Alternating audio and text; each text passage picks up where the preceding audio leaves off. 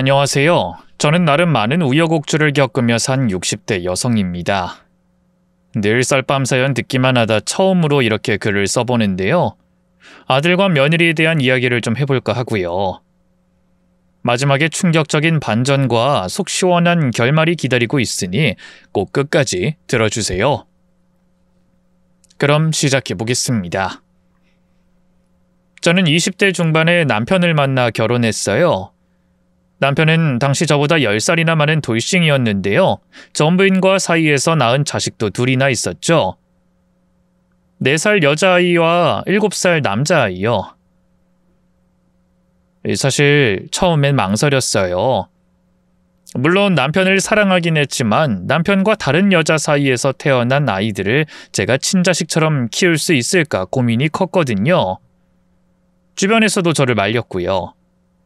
현주야, 너 그 남자랑 결혼하면 진짜 고생길이야. 너 같은 처녀가 굳이 돌싱에 애 딸린 남자를 왜 만나? 맞아. 세상에 남자가 그 사람 하나뿐이냐? 그냥 평범하게 너랑 비슷한 사람 만나서 결혼해. 그 말이 맞는 말이란 걸 알면서도 이상하게 남편에 대한 마음이 커지는 건 막을 수 없었어요.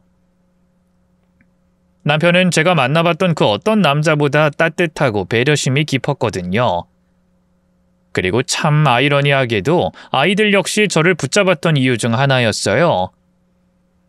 주변에선 남의 자식 거두지 말라며 쉽게 말하곤 했지만 한창 엄마 손이 필요할 나이에 친엄마와 떨어져 지내는 두 아이가 어찌나 안쓰럽던지요. 특히 딸아이는 아직 어려서 그럴까요? 금방 저한테 마음을 열어줬어요. 결혼 전 종종 밖에서 남편 그리고 아이들과 시간을 보내곤 했는데요. 헤어지려 할 때쯤 딸아이가 엉엉 울며 제품에 매달리더군요. 엄마 가지 마. 엄마 우리 집 같이 가자. 저를 엄마라고 부르는 아이를 보면서 얼마나 당황스러웠는지 몰라요. 한편으로는 얼마나 정이 고프면 저럴까 싶어 마음이 찌르르 하더군요. 그때 아이를 안아 올리며 결심했어요. 이 남자와 결혼해 아이들의 엄마가 되어줘야겠다고 말이죠. 하지만 결혼 생활은 생각보다 쉽지 않았어요. 7살짜리 아들은 좀처럼 제게 마음을 열지 않았거든요. 딸아이가 제품에 척척 안기는 모습을 보면서도 항상 심통을 부렸죠. 집안 가구에 낙서를 하고 제가 아끼던 물건을 망가뜨리는 일은 기본이고요. 심지어는 밥상까지 뒤엎어버린 적도 있었어요. 왜 그래? 밥이 먹기 싫으면 먹기 싫다고 말을 하지. 철현아, 이렇게 하면 엄마가 속상하잖아. 엄마 같은 소리 하네. 난 엄마 없어. 너 우리 집에서 나가. 처음엔 시간이 흐르면 나아질 거라고 생각했어요.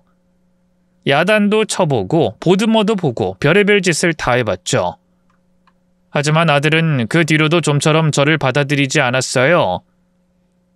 날이 갈수록 말썽이 심해지기만 했죠. 한 번은 이런 일도 있었어요. 시어머니 생신이 곧이라 시장에서 장을 봐선 갈비찜, 잡채, 민어전 등 이런저런 손 많이 가는 음식들을 잔뜩 해놨는데요. 그 사이에 빨래가 다 돼서 잠깐 빨래를 널고 오니 웬걸? 제가 만든 음식들이 전부 바닥에 뒹굴고 있는 거예요. 에구머니나, 이게 뭐야? 황급히 달려가 음식들을 주워 담아봤지만 짓밟혀 엉망이 되어 있는 데다 양념까지 서로 섞여 되살릴 수 없겠더군요. 누군가 의도적으로 한 짓이었고 범인이 누군진 너무 뻔했어요. 아들 방으로 가보니 아들은 시치미를 뚝 떼고 게임을 하고 있더군요. 저는 흥분을 가라앉히려 노력하며 가만히 아들을 불렀죠. 철현아, 잠깐 엄마 좀 볼래? 왜? 나 지금 게임하는 거 안 보여? 바빠. 잠깐 게임기 끄고 엄마 봐봐.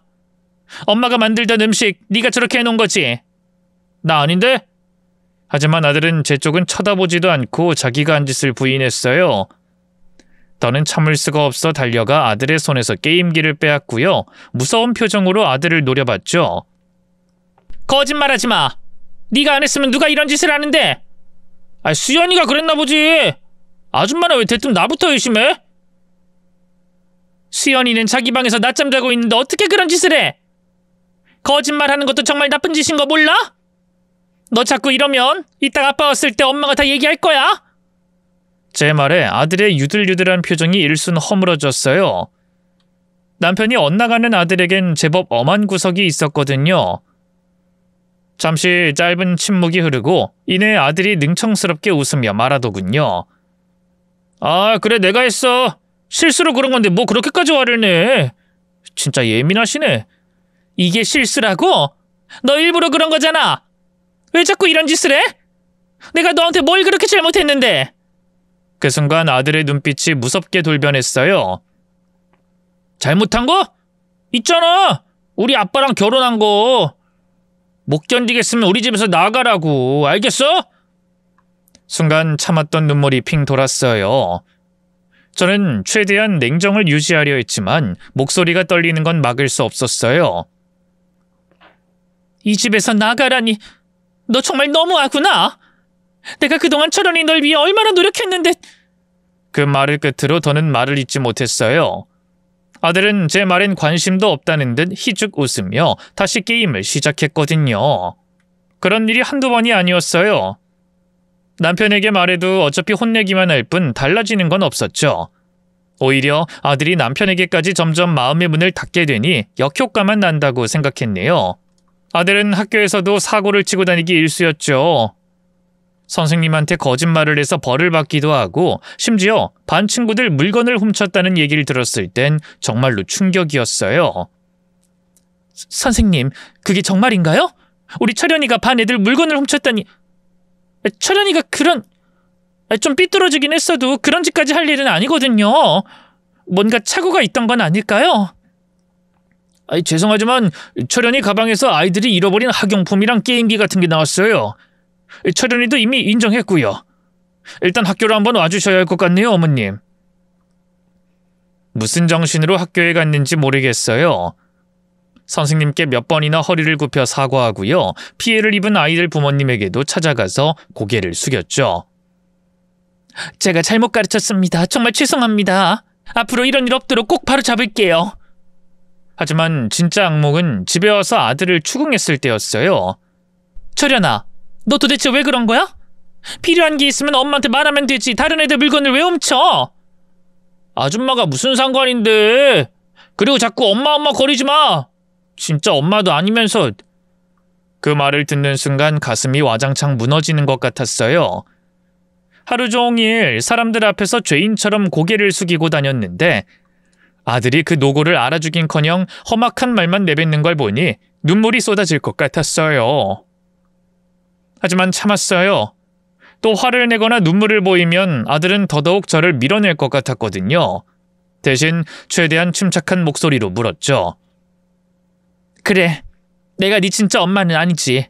하지만 우린 이제 가족이 됐고 평생 한 집에서 살아야 하잖아. 그러니 철현이 너도 날 너무 밀어내려고만 하지 말고. 제 말을 듣던 아들이 갑자기 손을 휘저으며 소리쳤어요. 아, 시끄러워! 착한 척 연기하지 마! 다 가짜잖아! 아줌마는 그냥 우리 아빠 돈 보고 결혼한 거잖아. 사실은 나랑 수연이가 없었으면 좋겠다고 생각하잖아. 저는 더는 아무 말도 할 수 없었어요.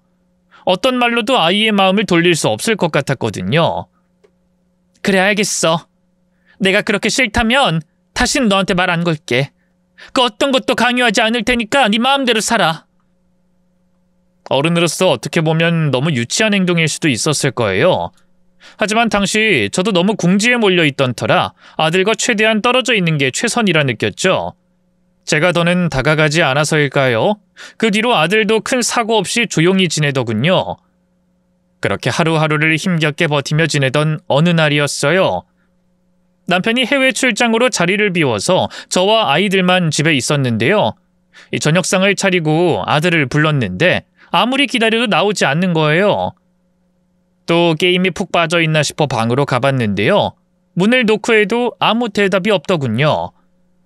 철현아, 저녁 먹어야지. 그냥 안 먹을 거야? 계속 대답 안 하면 문 열고 들어간다.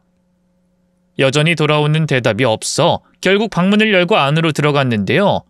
아들은 제 예상과 달리 게임기 앞이 아니라 침대에 누워 있었어요.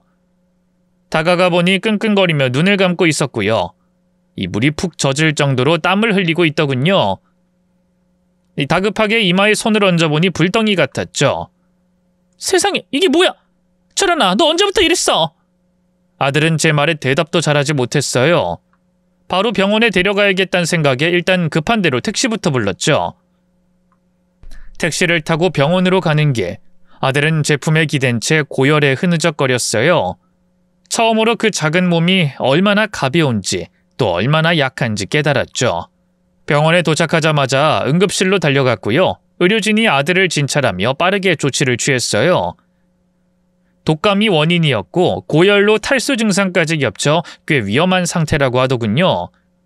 어머니가 조금만 늦으셨으면 큰일 날 뻔했습니다. 일단 수액을 맞추면서 열을 내리겠습니다. 아이의 상태를 설명받으며 마음이 무너져 내렸어요. 아들이 아무리 저를 미워하고 거칠게 대했어도 나까지 같이 밀어냈으면 안 됐는데. 남편과 결혼을 결심한 순간부터 이 아이는 제 하나뿐인 아들이 되었으니까요. 괜찮아질 거야, 철현아. 엄마가 옆에 있을게. 걱정하지 마. 아들과 다툰 이후 정말 오랜만에 제 스스로를 엄마라고 부르며 아이를 달랬어요. 아들은 그날 밤 병실에서 한참을 깨어나지 못했어요. 딸아이는 보조 침대에 눕혀 재우고 저는 의자에 앉아 아들의 손을 꼭 잡고 있었죠. 그러다 새벽녘 아들이 눈을 뜨더니 힘겹게 속삭였어요. 아줌마, 아니 엄마. 순간 시간이 멈춘 것 같았어요. 제가 잘못 들은 걸까 싶어 아들을 똑바로 쳐다봤죠. 뭐라고 했니? 엄마라고 했어. 오늘 병원에 데리고 와줘서 고마워. 나 진짜 엄마라고 생각해도 되지? 우리 친엄마처럼 나 안 버릴 거지? 그 말에 울컥했어요. 남편의 전부인이 바람나서 도망갔다는 건 알고 있었지만 그게 아들에게 이렇게 깊은 상처를 주고 있을 줄은 꿈에도 몰랐거든요. 울컥한 마음을 숨긴 채 얼른 아들을 끌어안았어요. 당연하지, 철현아. 엄마라고 불러줘서 고마워. 앞으로는 엄마가 너 절대 혼자 아프게 두지 않을게. 무슨 일이 있어도 네 편일 거야. 약속했다, 엄마. 그날 이후 아들과의 관계가 조금씩 달라졌어요. 아들은 조심스럽게 제게 다가오기 시작했고 전 그런 아들을 있는 그대로 받아줬죠. 그렇게 저희 네 식구는 어느 순간부터 진짜 가족이 되어 제법 행복한 시간들을 보냈답니다. 집에서 안정감을 느껴서일까요? 아들은 학교에서도 더 이상 말썽꾸러기가 아니었어요. 친구들과도 잘 지내고요. 바닥이었던 성적도 서서히 오르기 시작했죠. 하지만 인생이란 게 늘 행복만 할 수는 없는 거잖아요. 아들이 중학교에 들어가고 얼마 안 돼 남편이 예기치 못한 교통사고로 세상을 떠났어요. 남편의 죽음은 저희 가족에게 너무나도 큰 충격이었네요. 평소처럼 아침밥을 먹고 다녀오겠다는 말 한마디를 남기고 나선 남편이 영영 집으로 돌아오지 못할 거라곤 상상도 못했죠. 경찰로부터 교통사고 소식을 들었을 때 저는 그저 얼어붙어 버렸어요. 무슨 소리예요? 우리 남편이요? 아니, 그럴 리가 없어요. 믿을 수 없다는 듯한 제 말에 경찰은 안타까운 눈빛으로 사고 경위를 설명했죠. 신호를 무시하고 달려오던 트럭에 부딪힌 게 원인이었대요. 장례식장에선 제정신이 아니었어요.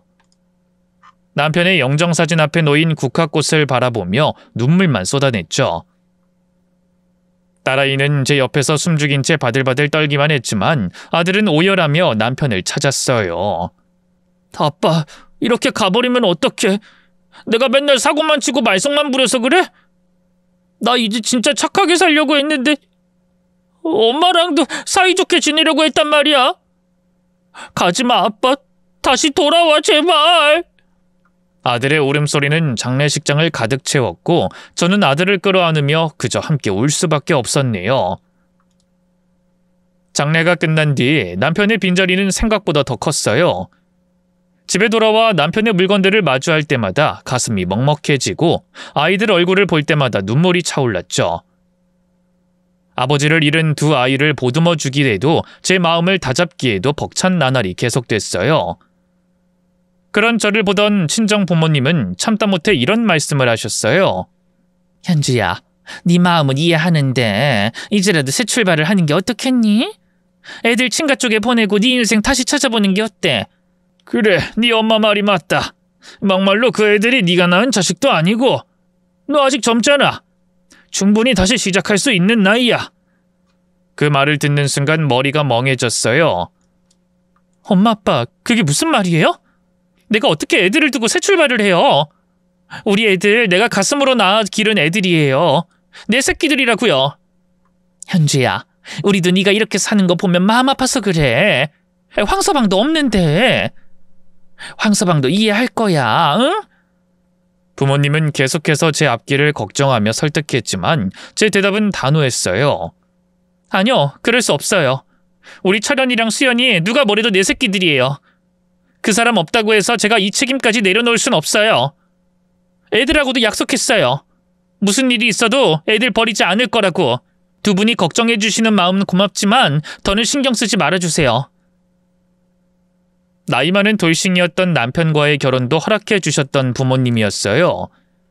두 분 다 한숨을 쉬면서도 더는 뭐라 하지 않으셨죠.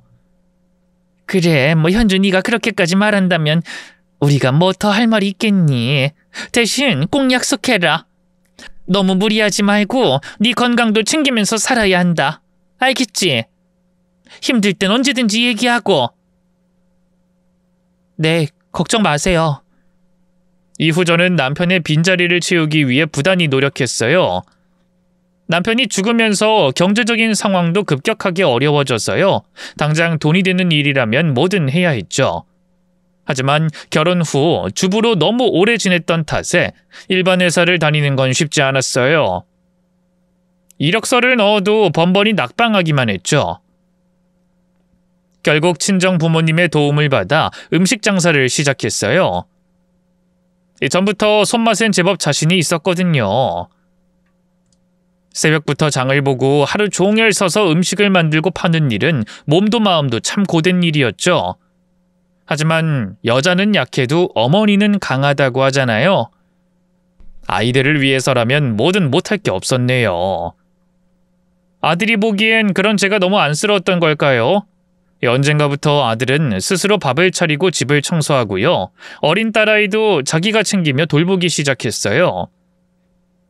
너무 일찍 철이 들어버린 그 모습에 얼마나 가슴이 아팠는지 몰라요. 철현아, 또 볶음밥 해놨네?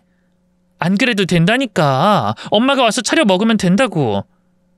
오늘 학원 일찍 끝난 김에 만든 거야. 한번 먹어봐. 엄청 맛있을걸? 그날도 아들이 제 저녁까지 만들어놨기에 식탁에 앉아 먹기 시작했는데요. 그 모습을 잠자코 지켜보던 아들이 문득 묻더군요. 엄마, 힘들지 않아? 그 말에 저는 웃으며 대답했어요. 아니, 엄마는 우리 철현이 있어서 힘든지도 몰라. 이 볶음밥도 너무 맛있다. 다 컸네 우리 아들. 그러자 아들이 갑자기 제 손을 꼭 잡았어요. 그리고는 진지한 표정으로 그러더군요. 내가 꼭 성공해서 엄마한테 효도할게. 그러니까 조금만 더 버텨줘. 너도 참 별소리를 다 한다. 늦었으니까 얼른 들어가서 잠이나 자. 내일 학교 지각하겠다. 아무렇지 않은 척 대꾸했지만 왜 그리도 눈물이 나던지요. 아들에게 들키지 않으려고 밥그릇에 고개를 쳐박고 먹기만 했네요. 아들의 말은 빈말이 아니었어요. 아들은 성실하게 학교 생활을 했고요. 성적이 가파르게 오르더니만 기어이 명문대에 합격했죠. 거기서도 줄곧 장학금을 받으며 공부했고요. 졸업한 뒤엔 국내 굴지의 대기업에 입사했어요. 첫 월급을 타오던 날, 아들은 근사한 레스토랑으로 저와 딸을 데려갔어요. 그리고 식사를 마칠 때쯤 제게 작은 상자를 하나 건네주더군요. 엄마, 이건 내 첫 월급으로 산 선물이야. 엄마가 없었으면 지금의 나도 없는 거 알지? 상자를 열어보니 예쁜 귀걸이 한 쌍이 들어있었어요. 아니 철현이 너도 참 이런 걸 뭐하러 샀어? 비싼 것 같은데. 별로 안 비싸. 엄마, 아빠 가고 나서 한 번도 이런 거 사본 적 없잖아. 맞아, 한번 껴봐 엄마. 오빠 보는 눈 구린데 웬일로 예쁜 걸 골랐네? 옆에 있던 딸까지 보채서 귀걸이를 귀에 껴봤어요. 그러자 아들이 절 보며 환하게 웃더군요. 예쁘다. 우리 엄마. 정말? 화장도 못하고 나와서 이상하지 않아? 아니야, 너무 예뻐. 잘 어울려. 그 말 한마디에 세상 모든 걸 얻은 듯한 기분이었네요. 아들의 취업 후 경제 사정도 한층 나아지고요. 이후 딸도 대학을 졸업하고 아이들을 가르치는 선생님이 됐어요. 힘겨웠던 하루하루가 어느 순간부터 조금씩 행복으로 채워지던 나날들이었죠. 남편의 빈자리가 여전히 컸지만 두 아이 덕분에 저는 어느새 웃음을 되찾고 있었네요. 그러던 어느 날이었어요. 아들이 제게 만나는 여자가 있다면서 소개해줬어요.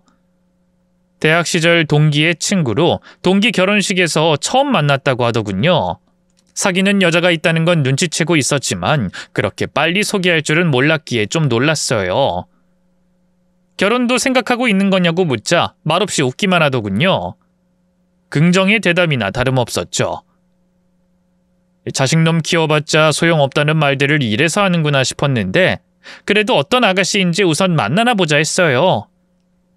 불려시 같은 여자가 나오면 어떡하나 걱정했는데 다행히 아들의 여자친구는 단정한 외모와 차분한 성격이 인상적인 평범한 아가씨였죠. 무엇보다 아들을 진심으로 사랑하는 것 같았고요. 어머님, 그동안 철현 씨한테 말씀 많이 들었어요. 제가 부족한 점이 많지만 예쁨 받을 수 있도록 노력할게요. 노력은 무슨, 그냥 난 신경 쓰지 말고 우리 철현이랑 둘이 예쁘게 만나요. 그렇게 말씀해 주셔서 감사합니다, 어머님. 생글생글 웃는 얼굴이 어찌나 꽃 같던지요. 좀 소심해 보이는 성격이 마음에 걸렸지만 여자가 얌전하면 뭐 나쁠 게 있나 싶었어요. 아들과 그 아가씨가 나란히 서 있으면 누가 봐도 잘 어울리는 선남선녀였죠. 아들의 여자친구는 가끔 절 위해 직접 만든 음식을 가져오기도 하고요. 명절엔 저희 집에 와서 괜찮다는 데도 나서서 일손을 돕기도 했어요. 그런 모습을 보니 아들의 결혼을 걱정 없이 허락할 수 있겠다 싶더군요. 아들은 얼마 지나지 않아 제게 그 아가씨와 결혼하고 싶다는 뜻을 밝혔어요. 저는 내심 서운한 마음을 감추고 허락했죠.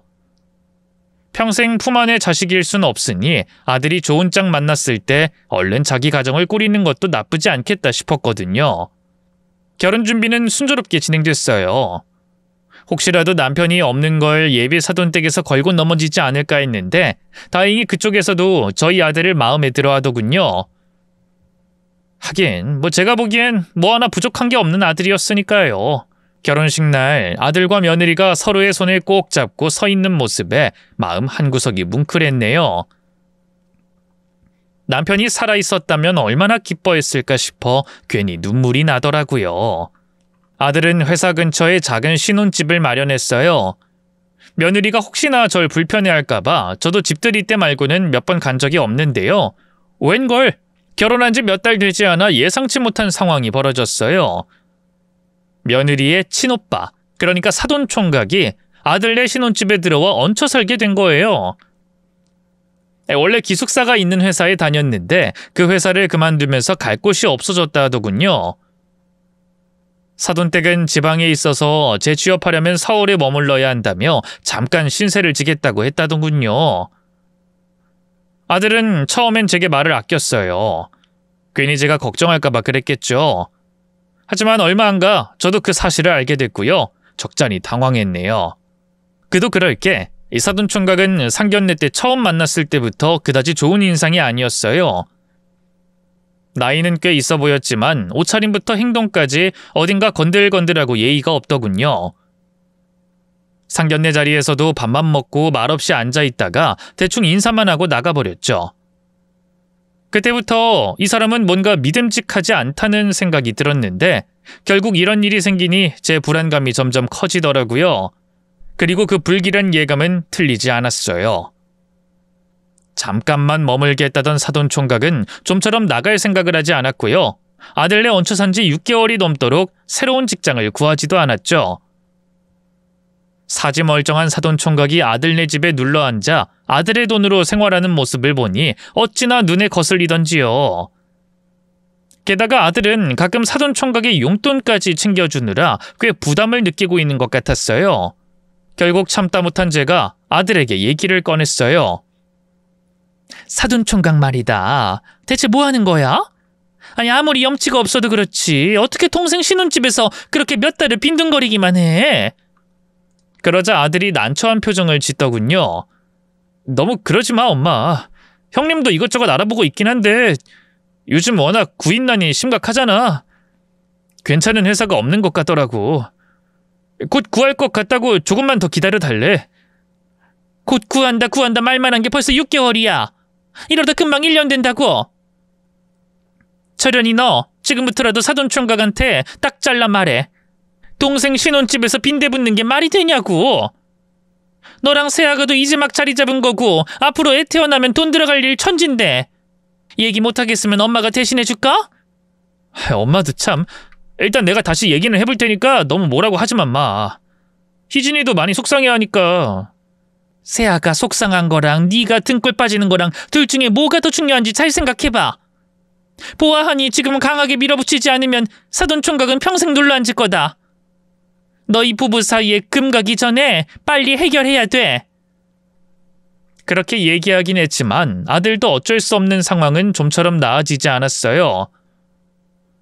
며느리는 오빠가 상처받을까봐 뭐라 하지 못했고 아들도 마찬가지로 애매하게 넘어가는 것 같더군요. 시간이 흐를수록 제 속은 점점 더 타들어갔어요. 아들네 집에 사돈총각이 얹혀 사는 문제가 앞으로 우리 가족의 불화를 일으킬 큰 불씨가 될 거란 예감이 들었거든요. 그로부터 얼마 뒤에 모처럼 만에 식당이 쉬는 날이라 아들네 집에 반찬을 좀 챙겨주러 갔어요. 연락도 없이 간 건 아니었고요. 출근한 아들에게 미리 전화를 해두고 간 거였죠. 현관문 앞에서 초인종을 누르자 며느리가 문을 열고 나와 반갑게 맞이해줬어요. 어머님 오셨어요? 얼른 들어오세요. 그런데 집 안으로 들어서자마자 웬걸 거실 한복판에 사돈총각이 대자로 누워있더군요. 운동복 차림으로 소파를 차지한 채 텔레비전을 보고 있었는데 그 모습을 보니 절로 한숨이 나오더라고요. 오빠 뭐해? 어머님한테 인사드려야지. 며느리의 말에 그제야 소파에 누워있던 사돈총각이 일어나 앉았어요. 사돈어른 오셨어요? 안녕하세요. 네, 그동안 잘 지냈죠? 예, 뭐. 말이 인사지 자세도 성의가 없고 표정도 썩 달갑지 않아 보였는데요. 저는 애써 웃으며 가져온 반찬통을 며느리에게 건넸어요. 세아가, 이건 다 냉장고에 바로 넣어두고 이건 철현이가 갈비 먹고 싶다고 해서 따로 채워온 거야. 오늘이나 내일 중으로 같이 구워 먹으렴. 아우, 이렇게까지 안 하셔도 되는데. 감사합니다. 며느리가 감사 인사를 하며 반찬을 냉장고에 넣으려 하자 사돈총각이 눈을 반짝이며 다가오더군요. 갈비요? 와, 저 갈비 엄청 좋아하는데. 희진아, 지금 바로 구워 먹자. 나 슬슬 배고파. 그러자 며느리가 어쩔 줄 몰라 하며 저를 힐끔 보더니 이내 얼른 이를 열었어요. 오빠, 이건 어머님이 우리 그이 주려고 재워온 거라잖아. 이따가 그이 오면 같이 먹자. 뭐 어때? 황서방 몫은 남겨두면 되지. 괜찮죠, 사돈어른? 사돈총각은 제 생각보다 더 눈치가 없고 뻔뻔하더군요. 갈비를 보며 침을 질질 흘리는 그 모습을 보고 있자니 더는 참을 수가 없었어요. 저기요, 사돈총각. 제가 차분히 말을 꺼내자 그제야 사돈총각이 저를 쳐다봤어요. 제가 지금까진 아무 말 안 했는데 이렇게 지내는 건 좀 아니지 않나요? 애들 결혼한 지 1년도 안 된 신혼인데 해도 너무하잖아요. 얘들 이제 애기도 낳고 서서히 자리를 잡아가야 하는데 언제까지 여기 눌러앉아 있을 거예요? 제 말에 사돈총각은 아무 말도 못했어요. 순식간에 얼굴이 시뻘개져선 저를 노려보기만 하더군요. 눌러앉아 있다뇨. 표현이 좀 그렇네요. 저도 취직만 하면. 그러니까 그놈의 취직 대체 언제 하냐고요. 오늘도 보니까 소파에 누워서 TV나 보고 있던데. 그래가지고 어느 세월에 취직이 되겠어요? 어디 아픈 것도 아니고 사지 멀쩡한 남자가 뭐라도 돈을 벌어서 얼른 독립해야죠. 그러자 잠자코 있던 며느리가 곧바로 끼어들며 사과했어요. 죄송해요, 어머님. 제가 곧 나가라고 얘기할게요. 오빠도 요즘 일자리 알아보고 있긴 한데 제가 더 확실히 얘기할게요. 며느리의 다급한 사과에 저는 더 얘기하지 않았어요. 괜히 갈등을 키우고 싶지 않았거든요. 그래, 네가 그렇게까지 말하니 나도 더는 아무 말 안 하마. 그치만 세아가 너도 철현이한테 너무 미안한 일을 안 만들었으면 좋겠다. 그렇게 말을 마치고 아들네 집을 나오는데 엘리베이터 앞에서 며느리가 절 붙잡았어요. 그리고 집 쪽을 한번 흘낏 보며 눈치를 보더니 한 번 더 제게 사과하더군요. 죄송해요, 어머님. 제가 오빠한테 더 확실하게 했어야 하는데. 그게 저희 집이 좀 남존 여비적인 분위기라서요. 부모님도 그렇고 어릴 때부터 오빠가 집안에서 제일 우선이었거든요. 제가 어려서부터 오빠한테 뭐라고 한다는 건 상상도 못했어요. 오빠한테 혼나기도 많이 혼났고요. 그제야 며느리가 왜 사돈총각에게 속수무책이었는지 이해가 가더라고요. 사돈총각이 덩치도 산만하고 표정도 험상궂어서 저도 조금 전 대치할 때 좀 무서웠거든요. 그랬구나. 어쩐지 네가 너무 아무 말 못하고 끌려다닌다 했다. 정 그러면 내가 사돈총각이나 사부인한테 직접 얘기해볼까? 제가 조심스럽게 물으니 며느리가 화들짝 놀라며 고개를 저었어요. 아니에요. 그러지 마세요. 어머님이 나서면 괜히 더 문제가 복잡해질 것 같아요. 제가 오빠한테 다시 얘기해서 빨리 나가게끔 할게요. 그 사람한테도 더 이상 부담 안 되게 말이에요. 그리고 오늘 일은 그이 귀에 안 들어가게 할게요. 어머님도 그 편이 나으시겠죠? 그래, 그러자꾸나. 그렇게 저는 찝찝한 마음을 안고 집으로 돌아왔어요. 하루빨리 사돈총각을 내쫓고 싶었지만 그랬다가 며느리를 더 곤란하게 만드는 건 아닐까 싶더군요. 그래서 일단은 며느리를 믿고 기다려보기로 했죠. 그때만 해도 꿈에도 몰랐어요. 그 기다림이 어떤 참극을 부를지 말이죠. 얼마 뒤에 평소처럼 가게 문을 열고 장사 준비를 하고 있을 때였어요. 갑자기 핸드폰이 울려 발신인을 보니 며느리더군요. 제가 가게에 있을 땐 전화보다는 문자를 보내는 편인데 무슨 일인가 싶어 얼른 전화를 받았네요. 여보세요? 아가, 네가 아침부터 어쩐 일이니? 어머님 큰일 났어요. 그이가 사고를 당했다고. 뭐? 사고라니? 그이가 어제 혼자 등산을 갔는데요. 저녁부터 계속 연락이 안 되는 거예요. 그래서 경찰에 신고했는데 방금 연락이 왔어요. 그이가 실족사로 죽었다고. 그 말에 하늘이 무너지는 기분이었어요. 허둥지둥 며느리가 알려준 병원으로 달려가며 빌었어요. 아들이 제발 별일 없기를, 뭔가 착오가 있었기를 말이죠. 하지만 병원에 도착했을 때 제 아들은 이미 차가운 시신이 되어 있었어요. 세상에, 이게 무슨... 말도 안 돼. 차려놔. 오열하는 저를 간호사들이 붙잡으며 설명했어요. 황철현 씨는 어제 등산 중 추락사고를 당했습니다. 오늘 낮에 현장 목격자의 신고를 받고 구조대가 출동했지만 이미 심정지 상태였습니다. 정말 뭐라고 위로의 말씀을 드려야 할지. 믿을 수 없었어요. 아들은 20살 때부터 등산을 즐기던 베테랑이었고 사고를 당한 산은 이미 몇 번이나 타본 경험이 있었거든요.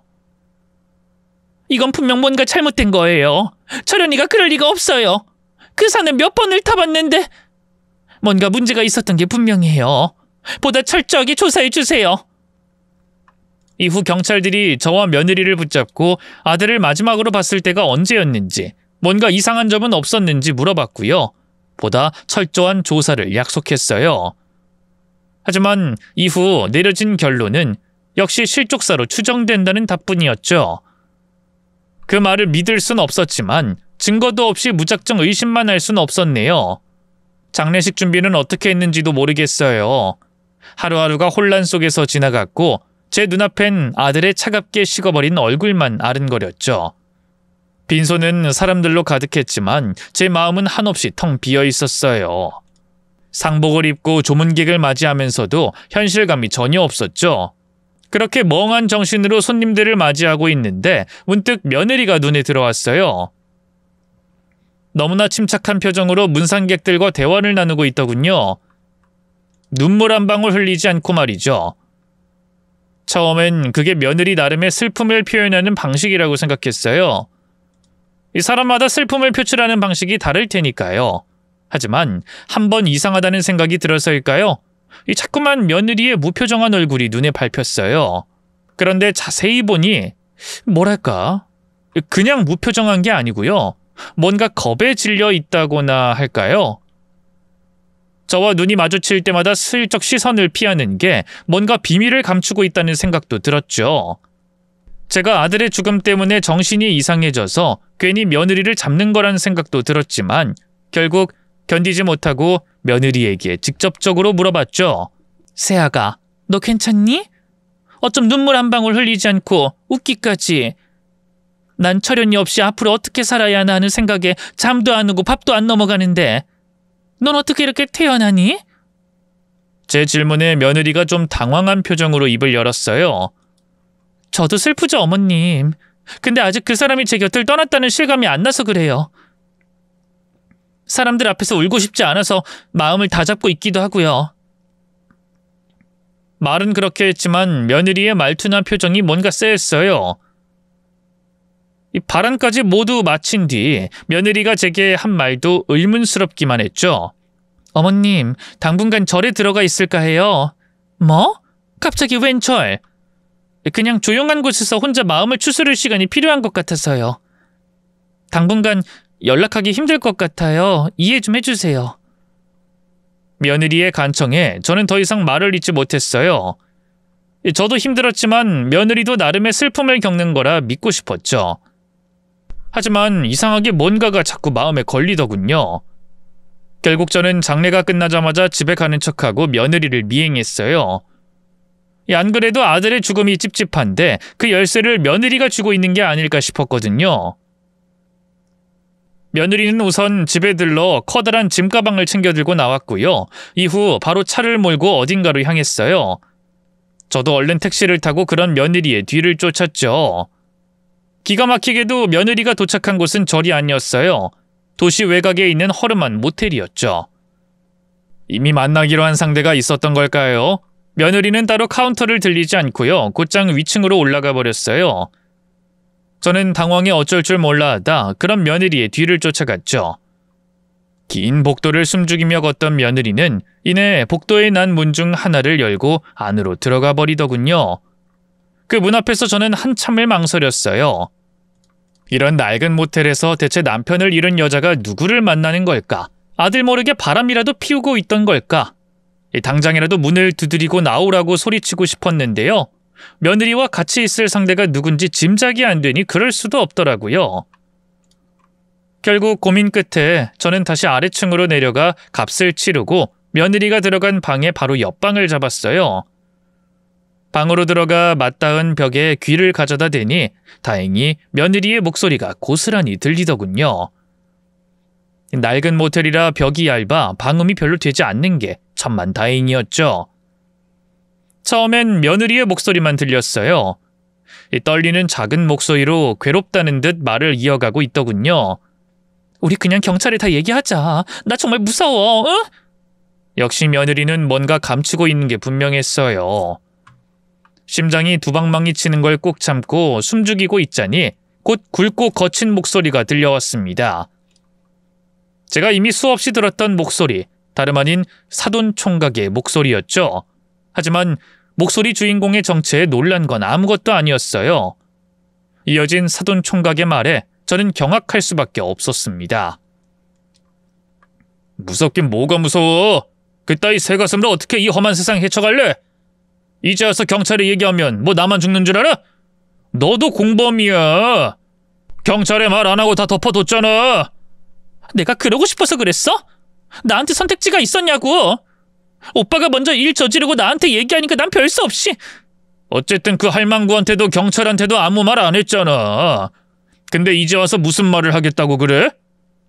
우리 남편 실은 산에서 실족 산 게 아니고 저희 오빠가 따라가서 밀어버렸어요. 이렇게 말한다고 누가 네 말 믿어줄 것 같아? 그냥 네 남편은 산에서 실족사해서 죽은 거라고 생각해. 그 말을 듣는 순간 심장이 쿵 내려앉았습니다. 저는 발발 떨리는 손으로 본능적으로 핸드폰을 꺼냈어요. 그리고 사돈 총각과 며느리가 나누는 대화를 그때부터 하나도 빼지 않고 전부 녹음했죠. 며느리는 계속해서 자수하자며 사돈 총각을 설득했어요. 하지만 사돈 총각은 계속 싫다면서 화를 냈고요. 급기야 며느리에게 거친 목소리로 소리치더군요. 어쭈 자꾸 따박따박 말대꾸 하지? 내가 요즘 널 너무 풀어줬어? 또 맞고 싶냐? 아니면 너도 네 남편처럼 내 손에 죽고 싶어? 그 자식 내 도박빚 못 갚아준다고 지랄지랄 하더니 결국 내 손에 아작난 거 봤지? 너도 그렇게 만들어줄까? 어? 아니야. 미안해, 오빠. 내가 잘못했어. 진작 그렇게 나올 것이지. 됐고, 나 당분간 숨어 있을 테니까 네 남편 보험금 수령하면 그때 바로 나한테 연락해. 혼자 빼돌리면 국물도 없어. 알지? 그거 네 돈 아니고 내 돈이다. 알았어. 너무 서운해 마라. 내가 그 돈으로 이번에 기필코 카지노 제왕으로 등극할 테니까. 그럼 그땐 너한테도 한몫 단단히 떼어줄게. 그 순간 모든 퍼즐이 맞춰졌어요. 사돈총각은 아들의 집에서 계속 얹혀 사는 것도 모자라 본인이 진 도박 빚을 아들에게 갚아달라 요구했던 거고요. 아들이 그걸 거절하자 앙심을 품고 아들을 사고사로 위장해 죽여버린 거였어요.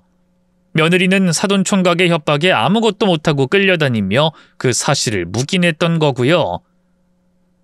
그제야 며느리가 장례식장에서 왜 눈물 한 방울 흘리지 않았는지 알겠더군요.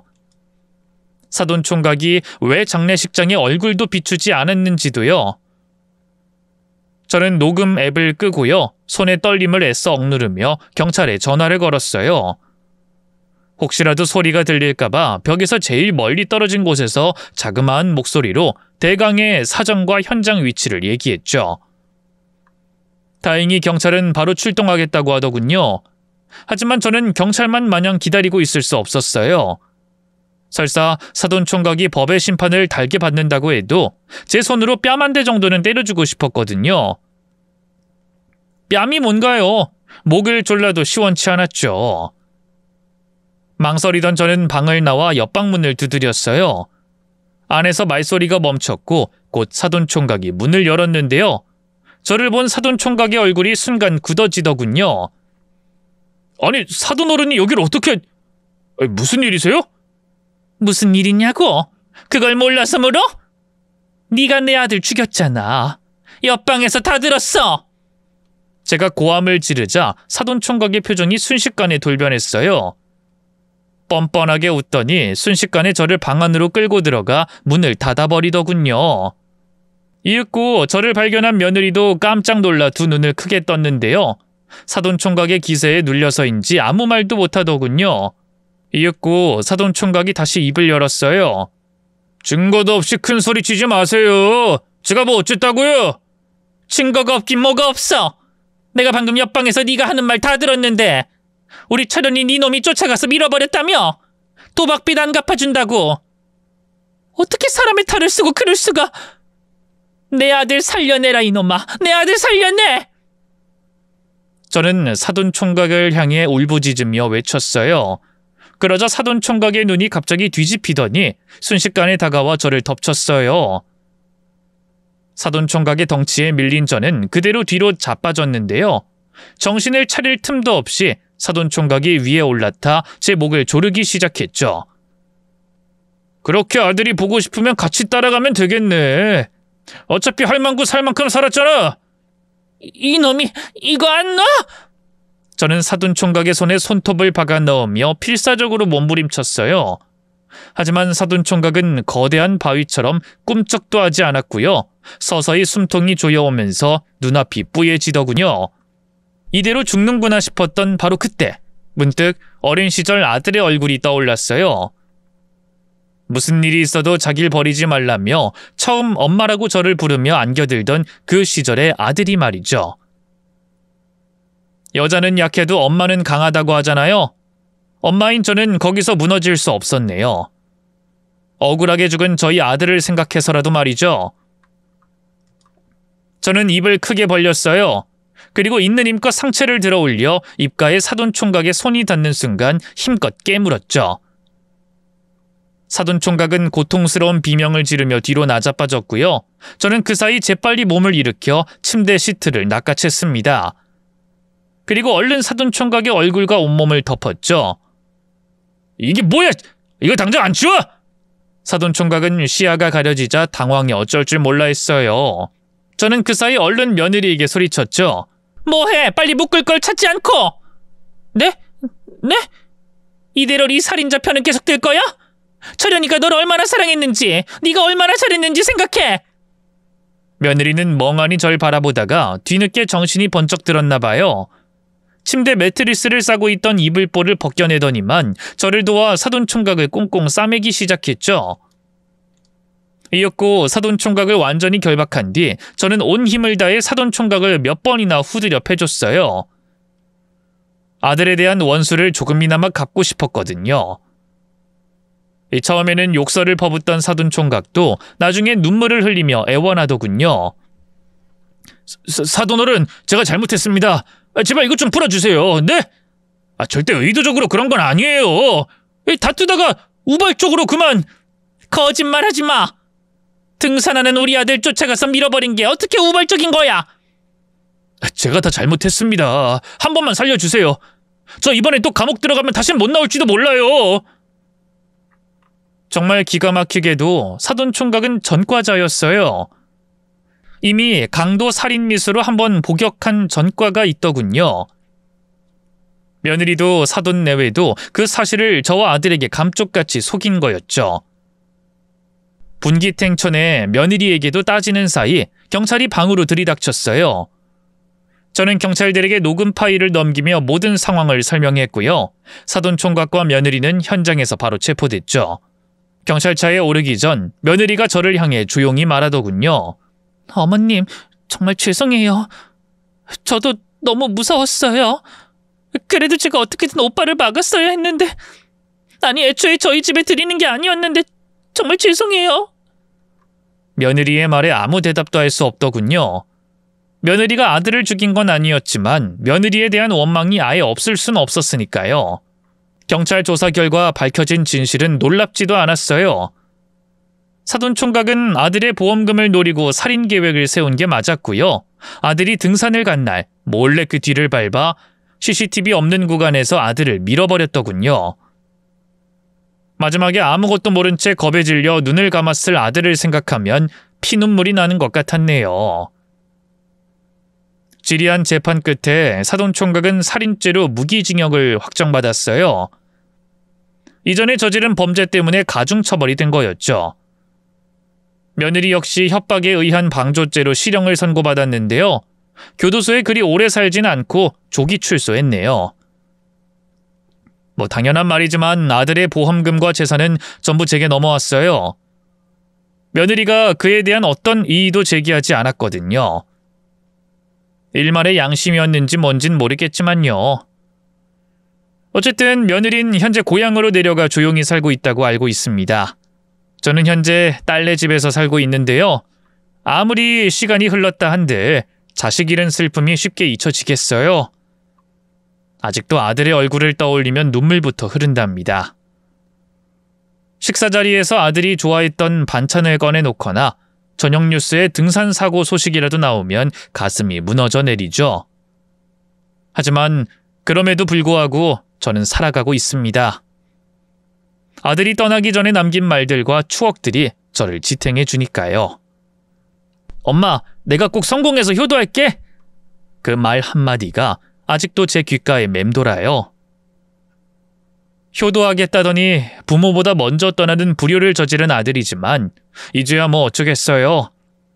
그저 아들의 바람대로 스스로를 잘 챙기며 살아갈 수밖에요.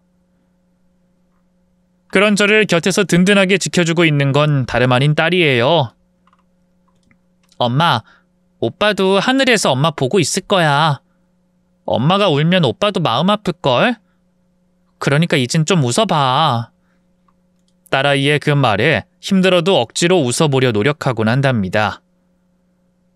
딸은 몇 년 전에 결혼해서 가정을 꾸렸는데요. 사위도 손주들도 얼마나 저를 아껴주는지 몰라요. 아들을 잃은 슬픔은 여전하지만 그래도 남은 가족과 함께 조금씩 행복을 찾아가고 있네요. 앞으로도 저는 먼저 간 아들의 목까지 열심히 살아갈 거예요. 언제 어디서든 하늘에서 아들이 절 지켜보고 있을 테니까요. 긴 얘기 들어주셔서 고맙습니다. 모두 건강하세요.